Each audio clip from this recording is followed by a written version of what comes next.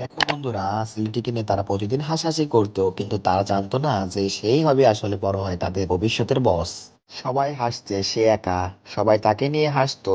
ক্লাসে ঢুকলেই ফিস ফিস শব্দ উঠতো। ও আবার এসেছে। তার পুরনো জামা, তার চুপচাপ স্বভাব, সবকিছুই ছিল মজার বিষয়। কেউ তার পাশে বসতো না, কেউ তার কথা শুনতো না, কিন্তু তারা একটা জিনিস জানতো না, সে চুপ ছিল, দুর্বল নয়।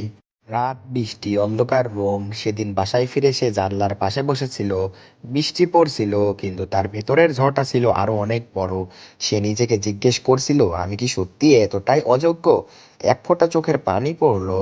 আর সেই রাতেই তার জীবনের মোড় ঘুরে গেল। সে তৎক্ষণাৎ ল্যাপটপে কাজ শুরু করে।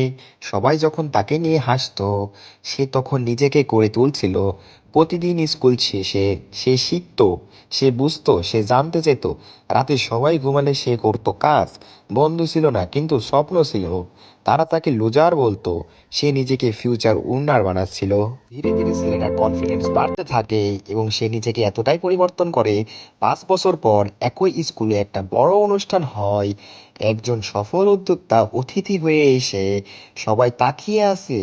যখন সে মঞ্চে উঠল, পুরো হল রুম নিস্তব্ধ হলো। হ্যাঁ, সেই সেই ছেলে যাকে একসময় তারা নিয়ে হাসতো। তখন তারা বুঝতে পারে সে একজন সফল অফিস। এখন তার নিজস্ব রয়েছে কোম্পানি। যারা তাকে অবহেলা করছিল, আজ তারা তার কাছে সুযোগ চায়। কেন সুযোগ চায়? সে শুধু মুচকি হেসে বলল, তোমরা আমাকে ভাঙতে পারোনি, কারণ আমি নিজেকে বিশ্বাস করেছিলাম। মনে রেখো, আজ যাকে তুমি অবহেলা করছো, কাল সেই তোমার যে অনেক দূরে থাকবে। অবশেষে আমি একটা কথাই বলতে চাই, এর বাইরে আমি কোনো কথা বলবো না। If you have ever been ignored, don't be quiet, because your time is coming. Subscribe for more powerful stories.